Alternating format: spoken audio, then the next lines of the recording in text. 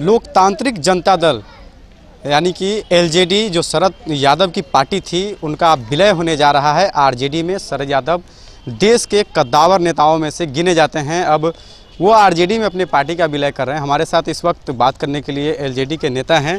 Sir, आप लोगों ने पार्टी बनाया, उसके बाद कई वर्षों तक चला ये पार्टी, अब आरजेडी में विलय होने जा रहा है। क्या लगता है कि क्यों विलय करने की जरूरत पड़ रही है? देखिए, सबसे बड़ी बात है कि सिर्फ पार्टी को बनाने से नहीं होता है। समाजवादी विचारधारा के हम लोग हैं और समाज के शान के लिए हमारे माननीय शरद जी भी और लालू जी भी मिलकर काम करते रहे हैं। तो सारे दल बनाने से सिर्फ नहीं होता है। हम लोग का विचारधारा जब एक है तो पार्टी रहना कोई उचित नहीं है। और हम लोग जो है माननीय शरद जी के नेतृत्व में 20 मार्च को 7 तुगलक मार्ग जो कि दिल्ली में उनकी आवास है, उनकी आवास से हम लोग विलय की प्रक्रिया करेंगे। और शरद जी के मार्गदर्शन के साथ तेजस्वी जी के कंधे को मजबूत करने के लिए लोकतांत्रिक जनता दल एक साथ खड़ी रहेगी। शरद यादव भी कद्दावर नेताओं में गिने जाते हैं। लालू प्रसाद जैसी उनकी भी राजनीति है, पिछड़ों की आवाज़ कहे जाते हैं।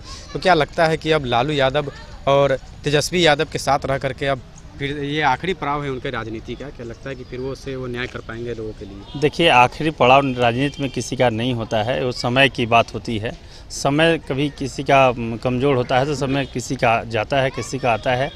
तो सबसे बड़ी बात है कि शरद जी हों या लालू जी हों, तेजस्वी जी हों या फिर और भी समाजवादी का लोग हैं, जो अखिलेश जी, यूपी में अखिलेश जी थे, रालोद थे, कई ऐसे समाजवादी की पार्टीज है जो एक साथ एक प्लेटफॉर्म पर काम करती है। और यहाँ पर शरद जी तो हमेशा ही मदद करते रहे, समाजवादियों की बात लेकर आगे बढ़ते रहे हैं। तो शरद जी आज के डेट में मार्गदर्शक भी देंगे तेजस्वी जी को, और उनको जगह जगह जहाँ ज़रूरत पड़ेगी वो मदद भी करते रहेंगे, उनकी विचारधाराओं से चलेगी। ये लगता है कि शरद जी के आने से उसके बाद फिर और भी कई दलों को एक साथ करने की कवायद में जुटेगी आरजेडी?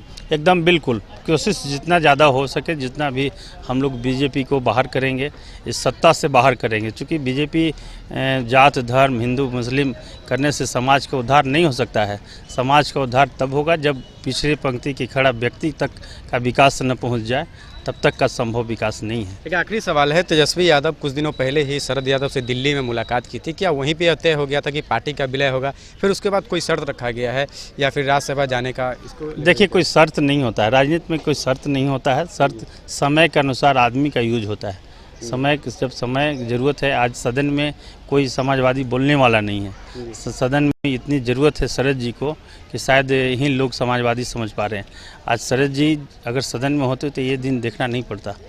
तो शरद जी को सदन जाना भी चाहिए और आरजेडी भेजेगी। बिल्कुल कोशिश हम लोग चाहेंगे कि तेजस्वी जी भेजें, और भेजने के बाद में शरद जी से मार्गदर्शन भी ले। क्योंकि समाजवादियों को जोड़ने के लिए तेजस्वी जी अब कैपेबल हो गए। तेजस्वी जी 7 साल से, पिछले 7-8 साल से विपक्ष की भूमिका में मजबूती के साथ खड़े हैं। तो हम लोग तेजस्वी जी को कंधे से कंधे मजबूत करके चलेंगे और बिहार में बदलाव की घड़ी लाएंगे। कितने मार्च को पार्टी का विलय होगा? 20 मार्च को 7 तुगलक मार्ग है, जो नई दिल्ली आवास है शरद जी को, वहीं से होगा। चलिए, तो हमारे साथ एलजेडी के जो नेता है मनीष जी, वो साथ में थे और इनका कहना है कि शरद यादव जो है जल्द ही अब आरजेडी में अपने पार्टी का विलय करके जो राजनीति है राजद की, लालू यादव के आगे की, उसको बढ़ाएंगे। तो फिलहाल इस खबर में इतना ही।